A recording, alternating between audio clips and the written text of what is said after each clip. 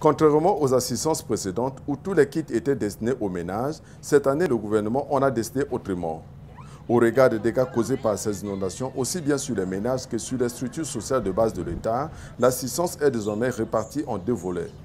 Il y a d'un côté l'assistance communautaire, constituée des kits communautaires, notamment des kits de reconstruction et réhabilitation des infrastructures sociales de base endommagées par les inondations. Il y a des kits pharmaceutiques pour des médicaments essentiels de première urgence.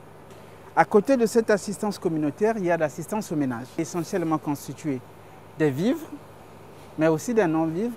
Malgré cela, cette assistance aujourd'hui est accueillie de manière mitigée selon les localités. Si dans le district d'Ompouya, dans le département des Plateaux, l'assistance a été accueillie sans requête supplémentaire, dans le district de Makotipoko par contre, ce n'est pas le cas.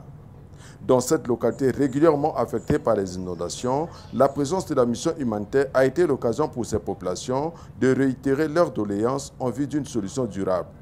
Nous remercions d'abord le gouvernement de la République pour avoir bien pensé en nous octroyant des biens, les denrées. C'est bien beau, mais notre préoccupation cardinale, c'est d'abord le dragage de Makotipoko. Si on drague Makotipoko, nous serons soulagés. Même réaction pour les populations du district de Mosaka dans la cuvette. Après plusieurs campagnes de remblayage de 2006 à 2015, Mosaka est toujours en proie aux inondations.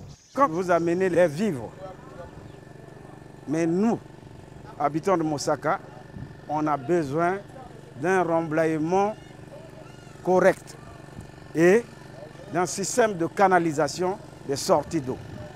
Le gouvernement, grâce à l'appui de ses partenaires, a pu mobiliser cette année des ressources nécessaires pour répondre aux besoins immédiats des ménages sinistrés et à rechercher des solutions durables à ce phénomène.